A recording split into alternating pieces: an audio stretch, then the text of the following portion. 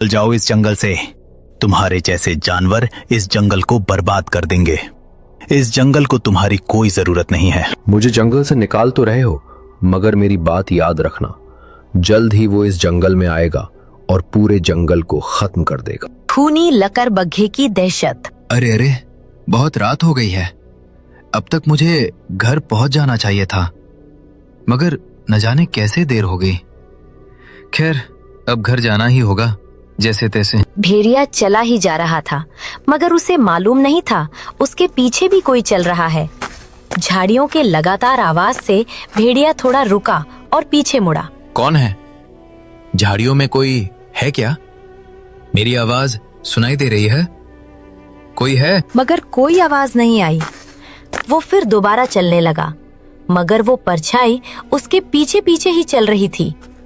भेड़िया फिर रुका और पीछे मुड़ा ही था कि उसे परछाई ने ही उस पर हमला कर दिया और भेड़िया की चीख जंगल में गूंज उठी। जंगल में कुछ जानवर कहानी सुनने के लिए एक लकड़बग्घे के पास आए हुए थे।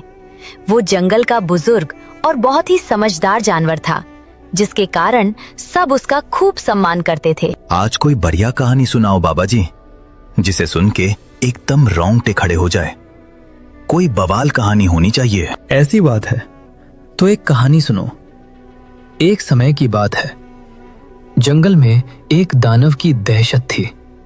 वो दानव जंगल के जानवरों का खून पी जाता था। किसी को समझ नहीं आता कि वो कौन है, बस उसके निशान ही रहते थे जो जानवरों के गर्दन पे बन जाते थे। अरे सभी लोग चलो, नदी के किनारे एक भेड़िए की लाश मिली है। किसी ने उसके गर्दन पर दांत गाड़ के उसका खून पी लिया है, लेकिन उसके शरीर को कुछ नहीं किया है। सभी नदी किनारे पहुंचे। भेड़िया मृत पड़ा था, गर्दन पर दांत के निशान थे, शरीर काला पड़ चुका था। उस जगह शेर सिंह भी आ पहुंचा। ये किसका काम हो सकता है? भला भेड़िए को किसने मारा होगा? अगर मारा भी तो इसके शरीर को क्यों नहीं खाया? शेर सिंह, लगता है किसी शिकारी ने अंधेरे में भेड़िए पर हमला कर दिया होगा, और उसे जब पता चला कि ये भेड़िया है तो शायद उसने उसे खाया नहीं। तुम्हारी बात सही लगती है, हम बेवजह ही शक कर रहे हैं। ये सिर्फ एक घटना है, किसी को डरने की जरूरत नहीं है। सभी बेफिक्र रहिए। सभी जानवर ने शेर सिंह की बात मान ली और अगले दिन एक रात। काफी रात हो गई है, कोई जानवर नजर नहीं आ रहा है। मुझे जल्द घर की तरफ जाना होगा, नहीं तो गड़बड़ हो जाएगी। हाल ही में भेड़िए पर किसी ने हमला किया था। हिरन जल्दी जल्दी चलने लगा, मगर उसके पीछे वही परछाई चल रही थी। हिरन को इसका आभास हो गया था, वो और तेजी से चलने लगा। तभी अचानक सामने से किसी ने उस पर हमला कर दिया और उसकी गूंज जंगल में गूंज उठी। सबने वो आवाज सुनी और अगले दिन। ये क्या हो रहा है? जंगल में दो जानवरों का शिकार किया गया है, मगर दोनों जानवरों को खाया ही नहीं गया, सिर्फ दांत गड़ाए गए हैं। आखिर ये सब कौन कर रहा है? ये सामान्य नहीं है। जिस तरह भेड़िए को मारा गया है, उसी तरह इस हिरण को भी मारा गया है। सभी प्राणियों से निवेदन है कि रात में कोई घर के बाहर न निकले, अकेले न घूमें, और कोई अनजान मिले तो मुझे बताएं। शेर सिंह के कहने पर सभी जानवर रात में घर में रहने लगे। बहुत कम जानवर ही घर से बाहर निकलते, जिसके कारण कोई न कोई जानवर उस परछाई का शिकार हो रहा था, जिससे शेर सिंह बुरी तरह परेशान हो गया था। लोमड़ी, आज रात हम नजर रखेंगे। आखिर कौन जानवर है जो हमला कर रहा है? मुझे आज उसे देखना ही है। वो कौन है? आज रात तुम तैयार रहना। दोनों जंगल में एक झाड़ी में दुबके हुए थे। शेर सिंह बहुत डरा हुआ था, वही लोमड़ी सतर्क थी। राम राम राम लोमड़ी, एक बार फिर सोच लो, यहाँ आने का कोई मतलब नहीं बनता। ये काम हम किसी और जानवर से करा लेंगे। अभी के लिए यहाँ से चलते हैं। आप एक नंबर के फट्टू हैं। आप जंगल के राजा हैं। राजा वाला जिगरा भी रखिए। थोड़ी देर छुपकर देखते हैं, जरूर कोई ना कोई आएगा। वही दूसरी तरफ झाड़ियों में गधा भी छुपा हुआ था। उसकी नजर शेर सिंह और लोमड़ी पर चली गई थी। अरे वाह, शेर सिंह को हमारी कितनी चिंता है। उस राक्षस को पकड़ने के लिए खुद आए हैं। तभी जंगल में एक गुर्राहट आई। तीनों सतर्क हो गए उनके सामने से एक लकड़बग्घा गुजर रहा था।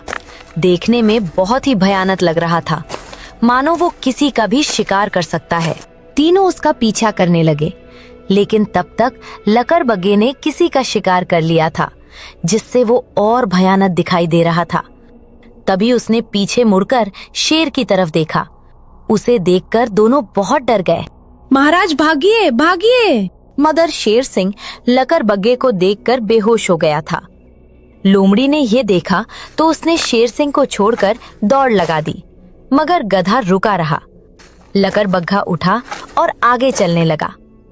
पीछे पीछे गधा भी जाने लगा। एक जगह दोनों रुक गए और एक सियार लकड़बग्घे के पास आया और कुछ मांस के टुकड़े दिए और बात करने लगा।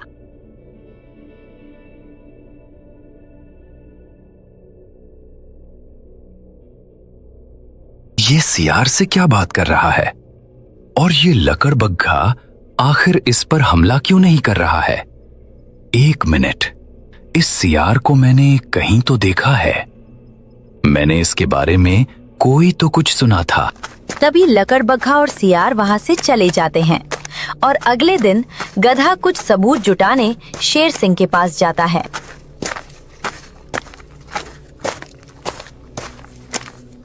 क्या हुआ शेर सिंह? तुम्हारी तबीयत ठीक नहीं लग रही है। कुछ ऐसा वैसा नहीं तो देख लिया? अरे नहीं नहीं, मुझे बस थोड़ा बुखार हो गया है। तुम बताओ, यहाँ क्या करने आए हो? कुछ काम था क्या? कुछ खास नहीं, मुझे आपसे एक बात जाननी थी। क्या कभी इस जंगल में सियार रहता था? क्या कभी सियार और लकड़बग्घे की में दोस्ती की कहानी थी? हाँ, इस जंगल में करीब 10 साल पहले 2 दोस्त रहते थे, सियार, और आज जो तुम्हें कहानी सुनाता है वो लकड़बग्घा में दोस्ती थी। दोनों जंगल को कहानी सुनाते थे, लेकिन सियार की कहानियां किसी को पसंद नहीं आती थी। अच्छा, फिर ऐसा क्या हुआ कि आज लकड़बग्घा अकेला रहता है? मुझे अच्छे से याद नहीं है, लेकिन इतना याद है कि उसने जंगल छोड़ दिया, और जंगल छोड़ते हुए उसने कहा था कि जंगल में खूनी लकड़बग्घा आएगा जो किसी को नहीं छोड़ेगा। लेकिन मुझे लगता है कि सियार सच कह रहा था। कल मैंने एक लकड़बग्घे को रात में घूमते देखा। बहुत ही खतरनाक दिखाई दे रहा था। मुझे तो उस पर शक है। अच्छा, तो फिर उस लकड़बग्घे को पकड़ना चाहिए ताकि वो किसी पर हमला न कर सके। लेकिन तुम बाहर मत निकलो, ये काम बहादुरों का है, तुम्हें खतरा हो सकता है। नहीं, बिना सबूत के किसी पर इल्जाम नहीं लगाया जा सकता शेर सिंह। मेरी एक राय है, आप जंगल में ऐलान कर दीजिए कि वो राक्षस लकड़बग्घे जैसा दिखाई देता है। जो भी इस राक्षस को देखे तुरंत सूचना दी जाए ताकि बाकी जान बचाई जा सके। शेर सिंह ने ऐसा ही ऐलान करवा दिया, जिससे सभी जानवर बूढ़े लकड़बग्घे पर ही शक करने लगे, जिसकी वजह से अब उसके पास कोई कहानी सुनने नहीं जाता था। मैंने ऐलान कर दिया है, अब कोई लकड़बग्घे के पास कहानी सुनने नहीं जाता। अब क्या करना चाहिए? आज रात आप उस पर नजर रखिए, वो किस किस पर हमला करता है और क्या क्या खाता है और किस से मिलता है। रात हुई और शेर सिंह लकड़बग्घे पर नजर रख रहा था। उधर गधा भी सियार के ऊपर नजर टिकाए बैठा था। आज तो जान कर रहूंगा कि ये सियार और लकड़बग्घे की क्या चाल है। आखिर दोनों उस रात क्या बात कर रहे थे? राम राम राम राम, होशियारी मारकर बहुत बड़ी गलती कर दी। न जाने ये लकड़बग्घा कब दानव बन जाए और कब हमला कर दे। क्या भरोसा, मुझे चौकन्ना रहना चाहिए। तभी लकड़बग्घे ने कुछ खाना खाया। उसे खाते ही लकड़बग्घे का स्वभाव बदल गया। वो जोर जोर से आवाज निकालने लगा और उसने मुड़कर शेर सिंह की तरफ देखा और झपट पड़ा। मारे डर से शेर सिंह भाग खड़ा हुआ। आगे आगे शेर सिंह और पीछे पीछे लकड़बग्घा। काफी देर से चल रहा हूं। सियार ने कोई ऐसी गलती नहीं की जिससे ये पता चल जाए कि आखिर ये दोनों ये सब क्यों और कैसे करवा रहे हैं। आखिर इनका मकसद क्या है? काफी देर गुजर गए मगर कुछ हुआ ही नहीं। सियार आराम से जंगल के बाहर चला गया। गधे, मैंने देखा कि लकड़बग्घे ने जैसे ही खाना खाया वो आक्रामक हो गया। उसने तुरंत मुझे देख लिया जबकि मैं छुपा हुआ था। फिर वो मुझे मारने के लिए दौड़ा। किसी तरह मैं जान बचाकर निकल आया हूँ। अच्छा, तो वो खाना खाने के बाद आक्रामक हो जाता है, मगर कैसे ये संभव है कि कोई खाने के बाद राक्षस बन जाए? मुझे दोनों का पीछा करना चाहिए ताकि कुछ सबूत मिल सके। रात में गधा सियार का पीछा करने लगा। उसने देखा कि सियार गांव के एक इलाके में जा रहा है जहां कुछ कचरा कूड़ा गिरा हुआ है। वहां से उसने थैली उठाई और वापस आ गया। ये आखिर करना क्या चाहता है? थोड़ा और पूछा करता हूँ। सियार चुपके से लकड़बग्घे की गुफा में जाता है और वो थैली में जो रसायन है उसे डाल देता है और आराम से बाहर आ जाता है। आखिर उस रसायन में आखिर है क्या? वो क्या मिला रहा है? कहीं वही रसायन लकड़बग्घे को राक्षस तो नहीं बनाता?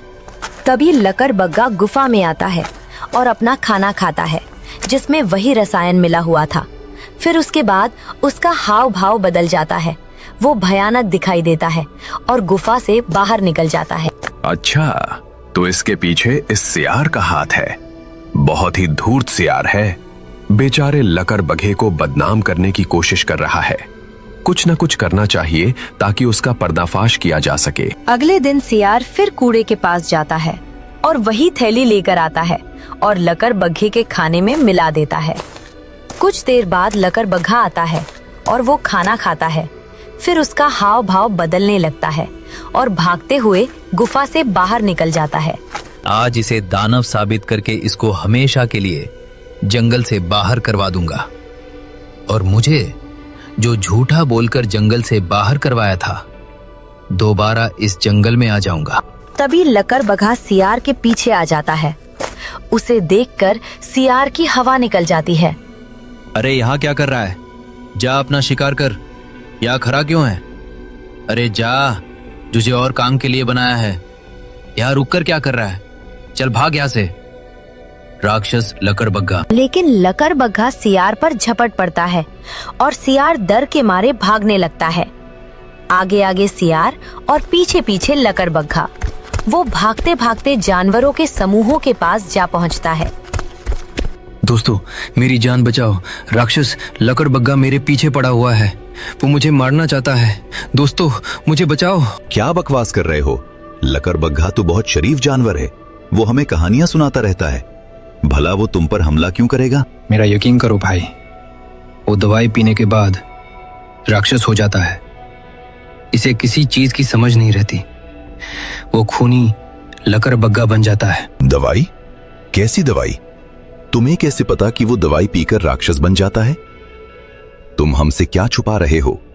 साफ साफ बताओ, वरना हम लकड़बग्घे से तुम्हें नहीं बचाएंगे।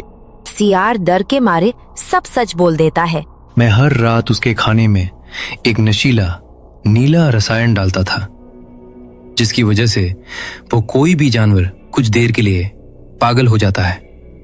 उसे तुरंत जो भी बोला जाए वो भी करता है। फिर नशे का प्रभाव कम होने पर वो सामान्य हो जाता है और इसे कुछ भी याद नहीं रहता। मगर तुमने ये सब क्यों किया?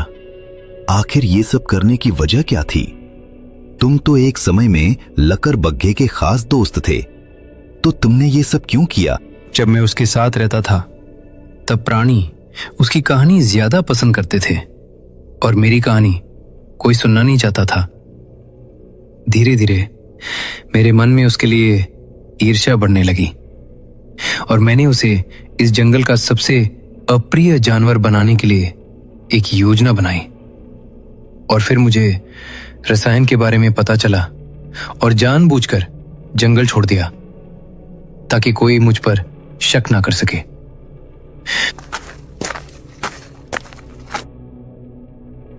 दुष्ट, मेरी कहानी तुमसे ज्यादा अच्छी थी। इसका मतलब ये तो नहीं कि तुम मुझे पागल बना दो, जंगल के प्राणियों को बेवजह मरवा दो, पूरे जंगल में अशांति फैला दो। आज मैं तुम्हें जीवित नहीं छोड़ूंगा। तुम मुझसे साफ साफ बात कैसे कर रहे हो? क्या तुम्हें दवाई का असर नहीं हुआ? लेकिन कैसे? क्योंकि मैंने दवाई बदल दी थी। मुझे तुम्हारे बारे में सब पता था, इसलिए मैंने जानबूझकर दवाई बदल दी। तुमने साधारण नीला रंग खाने में मिलाया ताकि तुम्हें हमारे नाटक का पता ना चले। नाटक? इसका मतलब ये सब नाटक था? मगर नाटक की क्या जरूरत थी? ताकि तुम अपना गुनाह अपने जुबान से बताओ और सबको पता चले कि इन सब के पीछे तुम्हारा हाथ है। ये लकड़बग्गा निर्दोष है। आज मैं इसे जीवित नहीं छोड़ूंगा। इसने बहुत गंदा काम किया है। इसकी कोई सजा नहीं है। रुक जाओ लकड़बग्घे, माना कि इसने गलती की है, मगर तुम इसे मारकर और भी बहुत बड़ी गलती कर दोगे। जंगल के कानून अनुसार इसे कैद में डाला जाएगा ताकि सबको सबक मिले कि किसी का बुरा करने पर खुद का ही बुरा होता है। शेर सिंह सही कह रहा है। हमें नियम का पालन करना चाहिए। सियार को कैद में डालना चाहिए और हमें इस बात को भी मानना चाहिए कि बिना जांचे परखे किसी भी चीज पर विश्वास नहीं करना चाहिए। बिना जांचे परखे किसी भी चीज पर विश्वास नहीं करना चाहिए और ईर्ष्या में आकर किसी का बुरा करने वाले का अंत हमेशा बुरा ही होता।